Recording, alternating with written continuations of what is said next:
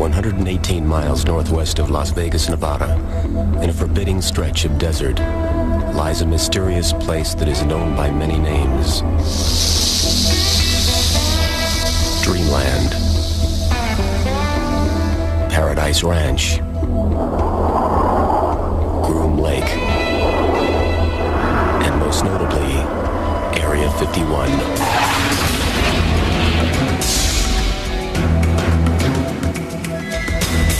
The government does not want to acknowledge that a base exists there. But the fact is, I've been there. There's a runway, there's buildings. It is a extremely secret base. America knows about Area 51. It's now a household term. This is where a lot of our nation's most secret and most important work has been done.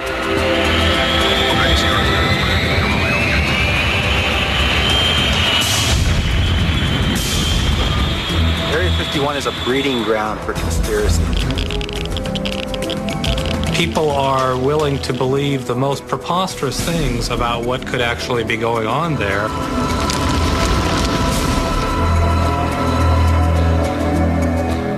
I really don't think the government could conceal a flying saucer that we've had since a year after I was born. I really don't think so. There are a lot of secrets at Area 51, but the ones that they guard the most closely are the ones that could lead some of these officials to federal prison. The whole area is sewn with magnetic sensors and electro-optical drift sensors. Step over the line without a top-secret clearance, and they can shoot you. Next stop, Area 51.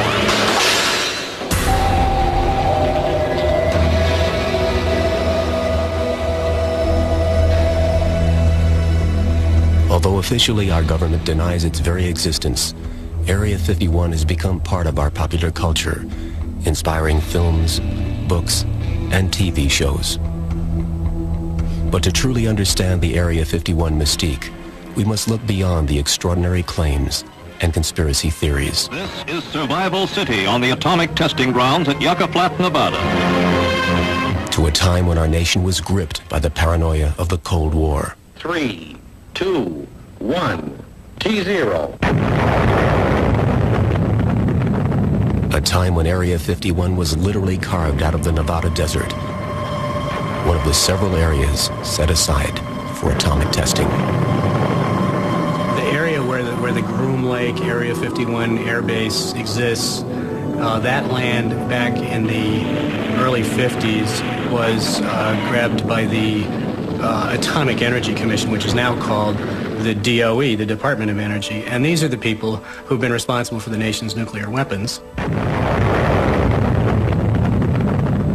And they needed somewhere to test them. And South Central Nevada there is a place that no one cared about very much at all. This is not contested ground.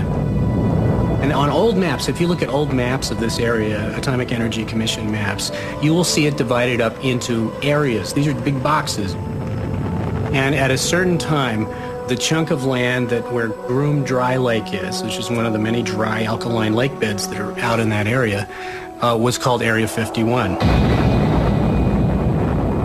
Those are old maps, and that system is not used anymore. But the name Area 51 is sort of stuck to the place. In the spring of 1955, the area in grid number 51 took on a much larger role in our government's dealings with the Soviet Empire. That year, Lockheed Aeronautics engineering genius Kelly Johnson designed America's first super-secret spy plane, the U-2. But Johnson had one problem. He needed a place to test his covert creation. He turned to his trusted friend, civilian test pilot Tony LeVere, the man who some say is the true father of Area 51. I told Kelly in simple words, I know exactly what you want, and I'll get right with it, which I did.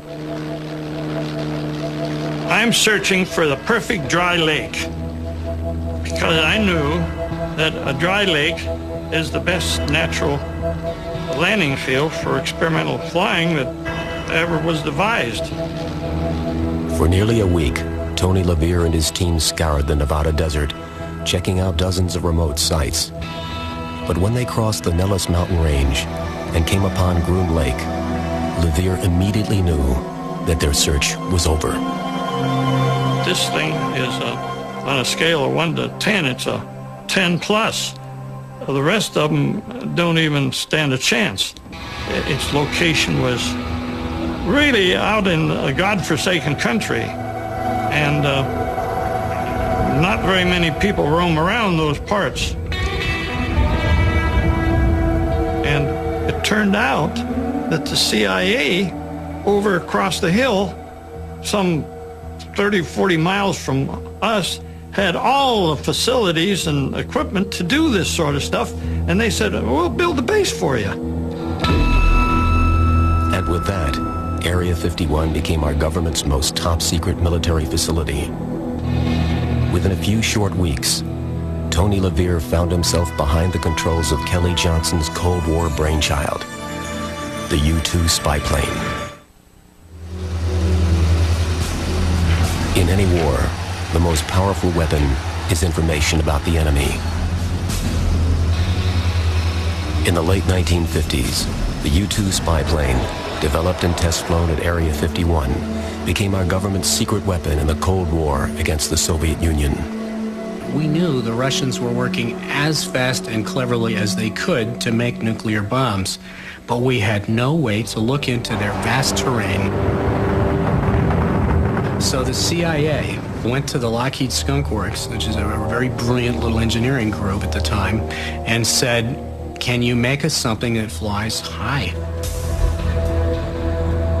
And with a bunch of fast work, made one of the first really invincible spy planes, the U-2. Equipped with sensitive infrared cameras, the U-2 was capable of producing detailed aerial images of enemy installations from as high up as 80,000 feet, far beyond the range of enemy radar. Although the U-2 was actually a spy plane, a cover story was put out that it was being tested at Groom Lake for high-altitude weather research for the National Advisory Committee on Aeronautics, a predecessor to NASA. And the aircraft were actually painted in false NACA markings in case one crashed off-site. For years, the U-2 flew dozens of clandestine missions with total anonymity, bringing back vital photographic proof of Russia's military and nuclear weapons buildup. But in May of 1960, all the secrets surrounding the U-2 spy plane came crashing down. Secret reconnaissance of Russia by high-flying American U-2 jets ended when one was downed deep in Soviet territory. Its pilot, Francis Powers, was made the subject of a showcase trial. You had this famous shoot-down of Francis Gary Powers, and he was captured, and this was at a very sensitive moment in time when there was a summit meeting coming between Eisenhower and Khrushchev, and about 5 days before this, our guy falls out of the sky in an unacknowledged airplane, and this, of course, created a huge flap. Gary Powers was convicted of spying by a Soviet court and sentenced to 10 years in prison. However, he was later released and exchanged for a Soviet agent in U.S. custody. There's no question in my mind that the intelligence that they got on Russia probably kept us out of World War III. But the U-2 was just the first of many top-secret aircraft to be developed and tested in the desert skies over Area 51. After the U-2 program was completed, they used the Groom Lake facility to test the A-12 spy plane, which is capable of flying in excess of Mach 3 at altitudes above 80,000 feet. This was the predecessor to the SR-71, Blackbird. Still flying today, the Blackbird pushed the envelope of supersonic aerodynamic technology. Like the U-2, the SR-71 Blackbird was used for high-altitude military reconnaissance. But as enemy technology advanced, and even our most sophisticated aircraft became vulnerable, the clandestine projects at Area 51 took on an urgent and surprisingly new direction.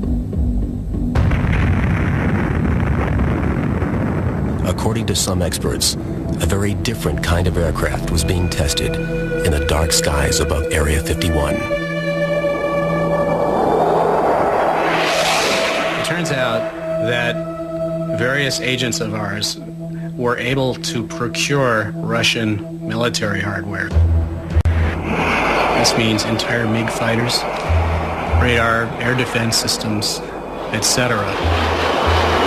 Obviously, certain people in certain governments and militaries behind the Iron Curtain were corruptible, and somehow the stuff ended up at Groom Lake. And there were squadrons of guys called Red Hats, who were American pilots who flew MiGs. Possessing your enemy's weapon and taking it apart is hugely useful to you. This is a great coup. And it turned out that was an important thing going on at Groom Lake. That was really a highly kept secret. But Russian MiGs and the Red Hat Squad weren't the only secrets being kept at Area 51. When you follow Groom Lake into the 70s, then you start getting into the era of stealth. And this is when the HAV blue planes were developed and tested at Groom Lake. They call them technology demonstrators. And the idea was, hey, we've figured out that you can really manipulate radar reflections by having these flat, faceted surfaces so the thing looks like somebody's diamond ring, but is it going to fly? Well, okay, you better build one and try that out before you order a whole bunch of these. And the HAV blues were little 2/3 size, kind of hand-built jobs that prove, yes, you can make these things aerodynamic and controllable, and you can make them extremely hard to see on radar. And at the same time, another really weird program, which was just declassified, called Tacit Blue, which is just an ugly device. It looked like a cross between a loaf of French bread and a snow shovel. And what these guys were trying to do was figure out compound contours, going beyond the flat, faceted stealth shapes and getting into smooth, like your car body has nice rounded curves on it. From the HAV Blue and Tacit Blue projects emerged the technology for America's most top-secret aircraft to date.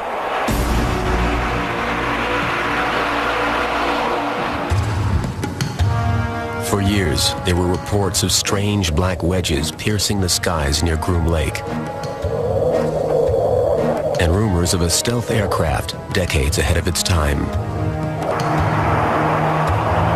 For once, it seemed the rumors about Area 51 proved to be more fact than fiction when in 1988 the U.S. military officially unveiled the B-2 stealth bomber and the F-117 stealth fighter. The Air Force uses secrecy to shield advanced technology. The hope is that if we can keep something in the dark as long as possible, a potential enemy will not gain an advantage. Such was true with the stealth program. During the testing of the F-117, everything evolved around working at night. The mechanics, the engineers, the pilots, everybody adapted to living at night. Men who flew the Black Jet, as it's called, they all wear black.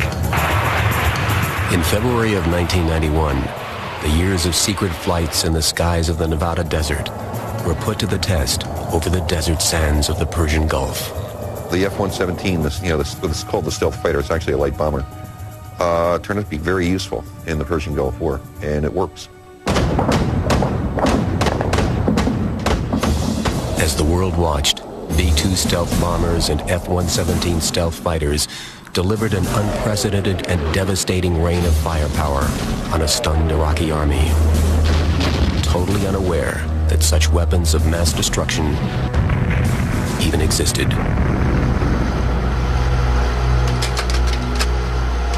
And today, the secrets of Area 51 continue. Rumors persist of a highly classified hypersonic aircraft known as the Aurora. Aurora is the name that we researchers give to very fast aircraft which have been developed and tested under black programs. Although no published photographs of the Aurora exist, there is no shortage of visual interpretations of this alleged high-tech spy plane. Based on revolutionary propulsion technology, this aircraft is said to fly at 6 times the speed of sound and can attack with pinpoint accuracy. This is a pretty substantial step forward in aviation technology. What it means is you've taken a very big step towards true global warfighting. You have put down the basis for technology which allows you not only to perform reconnaissance missions, but to perform precision strike anywhere in the globe within a very few hours of decision to go.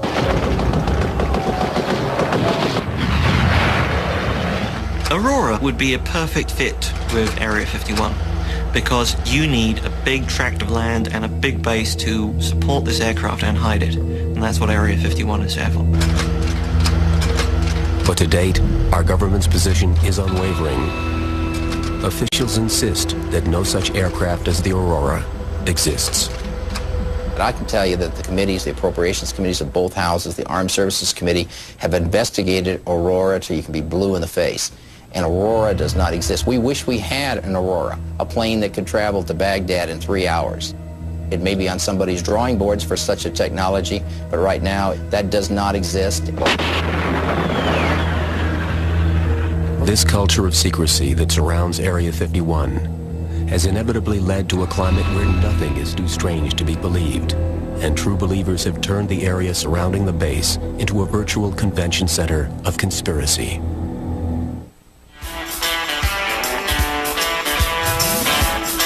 The one thing, I guess, that a lot of people should understand, that Nevada has the one and the only extraterrestrial highway in the world.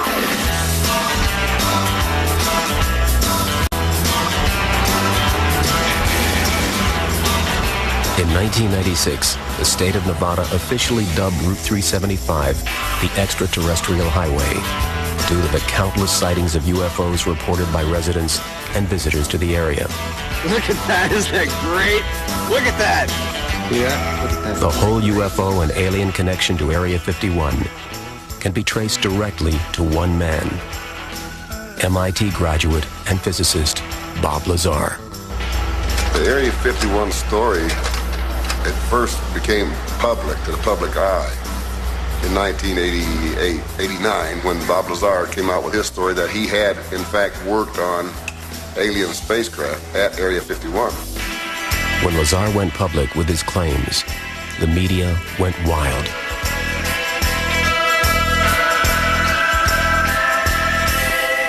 It took me 7 or 8 months to talk him into sitting down for an interview. And when we finally sat down, he told me the most incredible story I've ever heard as a journalist, that he worked at an area called S4 south of Groom Lake, that the facility was built into the side of a mountain to make it disguised. The hangars were disguised to look like part of the mountain. That inside this mountain were a series of 9 different hangars, and inside each of the hangar was something that looked like a flying saucer. He saw one of them fly in a test flight.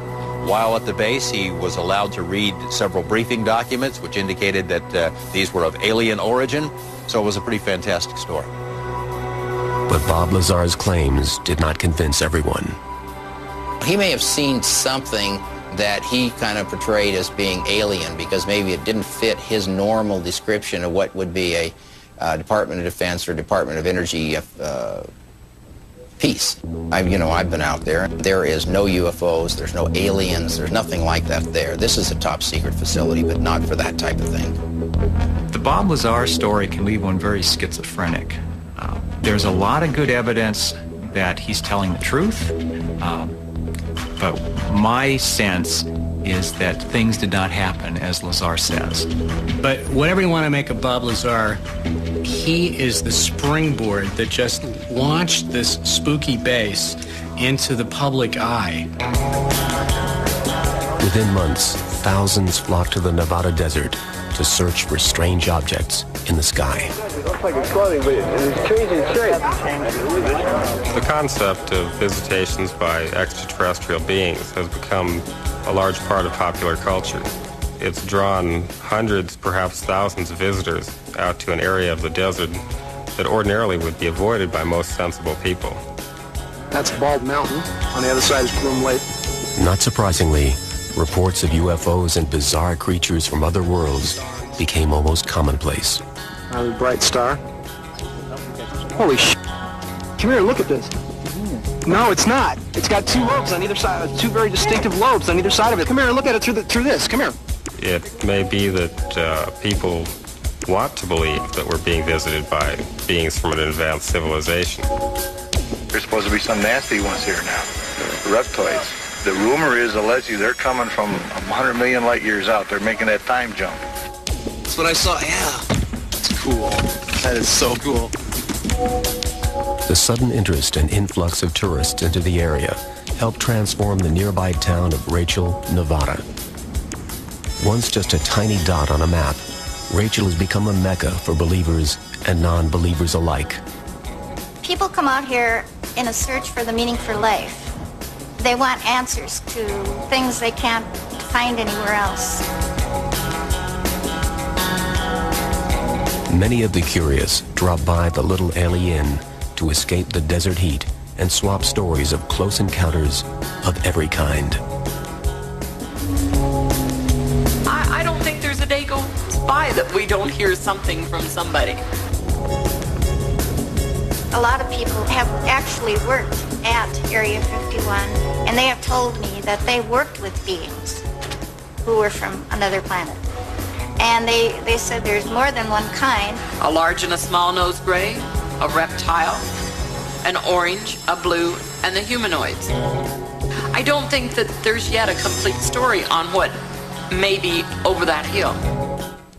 I, in my heart, would like to think that there are aliens in Area 51, but I don't really believe it until I see more. But it's a great subject for motion picture. As executive producer of the blockbuster sci-fi thriller Independence Day, Bill Fay encountered a rather odd official response when he sought the military's technical support in making the film. We had a meeting with all the branches of the military and Department of Defense representatives, and they said, we really like this script. You know, this portrays the military in a very good light. We like pretty much everything about it except for one thing. We want you to take out all the references to Area 51. We were sort of surprised. We weren't sure where that was coming from. The whole point of the film is playing off on the mythology of Area 51, and that really strikes a chord with people, obviously. So it's something that we couldn't possibly change. I mean, it was an integral part of the story, and we sort of told them that, and they said, okay, we can't help you. Why is the military so concerned about aliens and Area 51? Ironically, in August 1997, after decades of denials about everything from the U-2 to the Aurora, the CIA made a shocking admission. There was a CIA report released that admitted that the Air Force has used UFOs starting from the 40s, 50s, 60s on to the present as a cover story for some of their activities. According to the CIA's official statement, thousands of UFOs reported by eyewitnesses were merely covert test and reconnaissance flights. When you compile a log of the flights of the historic U-2, the SR-71 and its predecessor, and Tacit Blue, which led to the development of the stealth fighter, the hero of the Gulf War, you will have all of the UFO sightings in Area 51 accounted for. But why allow the rumors of UFOs and aliens to run so rampant? The CIA spends over half of its budget in counterintelligence and disinformation activities. The idea being, if we can tie up the enemy and get them to waste their energy and resources chasing down things that don't exist, then that's a way that we can get an advantage over them. So if you dismiss these claims as being claims of UFOs, people will not investigate them further. It was a very clever cover story. Many believe that the recent admission by the CIA is nothing more than their latest bit of disinformation intended to cover up the truth about UFOs and Area 51.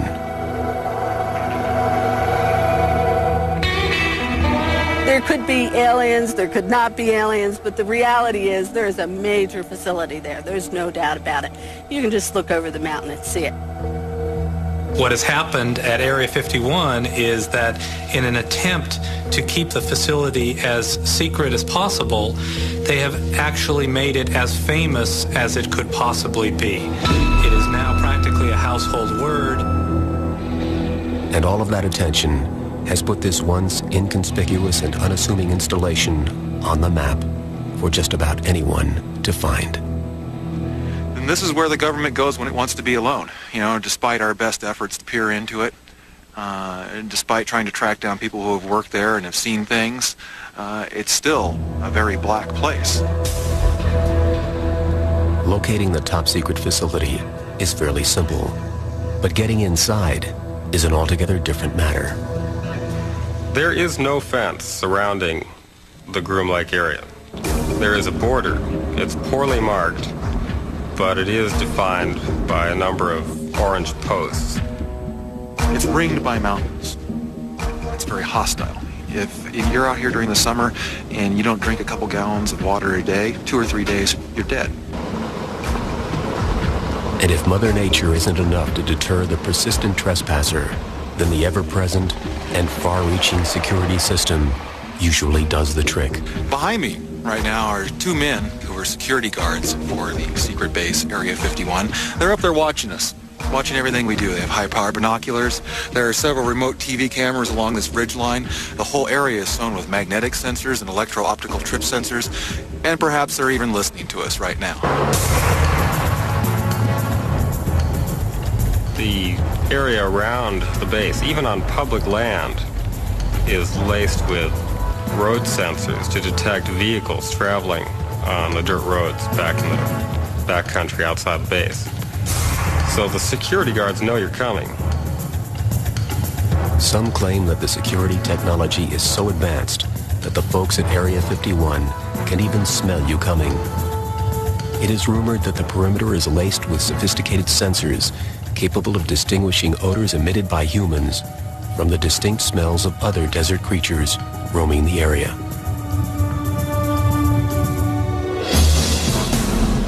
There'll be signs saying, stop here, you know, unexploded ordnance, contaminated area, radiation, or, you know, a little line that says use of deadly force authorized. That stops most people. The foolish are the ones that go on beyond that. People start coming down in Jeeps and four-wheelers, and all of a sudden they're presented with a couple of guys with automatic rifles, and they get resentful that they're told to go back up the road, and if you turn around, you could be shot. People who have been unfortunate enough to continue to the guardhouse have been arrested. Inevitably, they are tackled, thrown to the ground. You know, they get their necks stepped on, get hogtied, and hauled off to the hoosegow. And held for long periods of time and had to pay hefty fines, as well as having to sign away rights to talk about what they'd seen, even though they hadn't seen anything because they never got anywhere near the base. In recent years, the new attention being lavished on Area 51 has resulted in tighter security and an ever-expanding perimeter. There used to be 2 mountains that you could look down into Area 51. One was Freedom Ridge, just right up there where the security patrol is looking down on us, and over that hill right there was Whitesides Mountain, 11 and 12 miles away respectively. You had a really nice view, but the Air Force requested and was granted a 4,000-acre withdrawal that took those 2 mountains and made them the restricted area. So now those places are off limits, and we have to go 26 miles away to Tikaboo Peak. While millions of dollars and man-hours are spent keeping people out of Area 51, the government also goes to great lengths to get people in. We're at what's known as the Janet Terminal. This is where the vast majority of the workers at the Groom Lake base park their cars and fly in a private fleet of aircraft to Area 51. Located on the northwest corner of the main commercial airport in Las Vegas, the Janet Terminal is the employees' gateway to Area 51. There dwells a fleet of Boeing 737s. They're white and they have a red stripe on them. And these planes load people who show up and park their cars in a secured parking lot, and they wait in the little terminal until it's time to go. These aircraft are owned by the Air Force, but when they're referred to on FAA frequencies, they're known as Janet, just like another flight might be known as TWA 123. These are known as Janet 123. Like nearly everything else concerning Area 51, the origins of the name Janet given to these flights and the terminal itself is a mystery. And what on the surface appears to many to be just normal activity can be perceived by trained eyes quite differently. Everyone that you see get on these planes is conspicuously casual. This is a mixture of civilian workers and military workers. You can't tell the difference. You don't see any business suits. You don't see any military uniforms. You just see people in baseball caps carrying duffel bags. The rule at this facility is keep it low-key, and it's so low-key that it draws attention to the place. So these Janet airplanes peel out of Vegas just like any other plane would, except they go north. And in fact, the Janet airplanes are responsible for a lot of heartfelt UFO sightings because some of them fly at night and some of them start coming in around 4:30 in the morning. And if you stand up on some of the hills we used to stand on before the land was grabbed by the military, you could see the landing lights of one of these planes coming in, and due to the approach path and the angle that you're at, etc., you see an extremely bright light coming at you for maybe 5-8 minutes that is almost still, but not quite still. And this is like, that's gotta be a mothership from Zeta Reticuli, right? No, it's a 737. And the Area 51 employees who don't like to fly go by bus in inconspicuous vehicles that travel to the Groom Lake facility on a daily basis. What exactly happens after employees arrive at their destination is, of course, a secret, protected under strictly enforced national security regulations. All workers who go to Groom Lake are required to sign secrecy oaths promising that they will never disclose anything that they've seen or heard out there or tell about the work they've done. The problem with a base that doesn't exist is that it doesn't have to obey the public laws. A base that doesn't exist doesn't have to worry about worker rights. It doesn't have to worry about environmental laws. If workers can't even talk about it, and the government won't admit it exists, then who is accountable when something goes terribly wrong? The shroud of secrecy enveloping Area 51 was suddenly threatened when a group of former workers filed a lawsuit in federal court, alleging criminal wrongdoing by the government. The Area 51 litigation is very serious because it involves allegations not just of criminal conduct, but allegations that criminal acts were knowingly committed under the veil of secrecy, and that those criminal acts may have resulted in the deaths of 2 people and the injuries to a large number of other workers. In their lawsuit, the former workers claim that for more than a decade, the government secretly and knowingly burned highly toxic waste at Area 51. The government had decided that Area 51 did not exist legally or officially. So they didn't want to cart off trash and garbage and hazardous waste from this large airbase. Nothing going in really went out. And as they started to do experimental aircraft and started to operate large numbers of planes, they started to produce a lot of hazardous waste. So they started to burn it, which of course is a crime. It was a hazardous waste dump. that was being used as an open-air disposal system.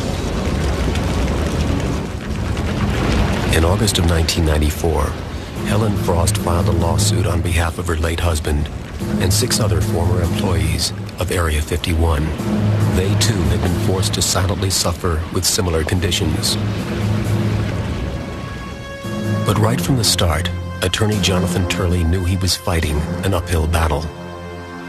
Even when we filed this case for the first 2 hearings, the government refused to admit the existence of Area 51. Now, this is a base that you can see from public lands. This is a base that has pictures taken of it. The Russians, under treaty, are allowed to fly over it. And you've got these Department of Justice lawyers saying, well, we can't admit or deny the existence of this base. And I'm looking at them, and I'm saying, I'll drive you to the damn base, Judge. I can point at it. On September 29th, 1995, after more than 4 decades of official denials, the U.S. government actually, for the first time, acknowledged the existence of Area 51 within the documents of Presidential Determination number 9545.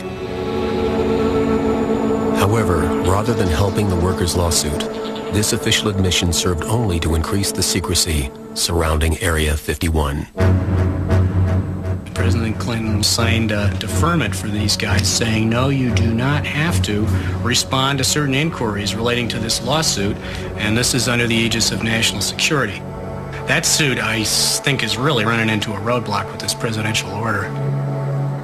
When you give an agency the prerogative to pursue its agenda, discarding all others, there are going to be abuses, and we're paying for those abuses now.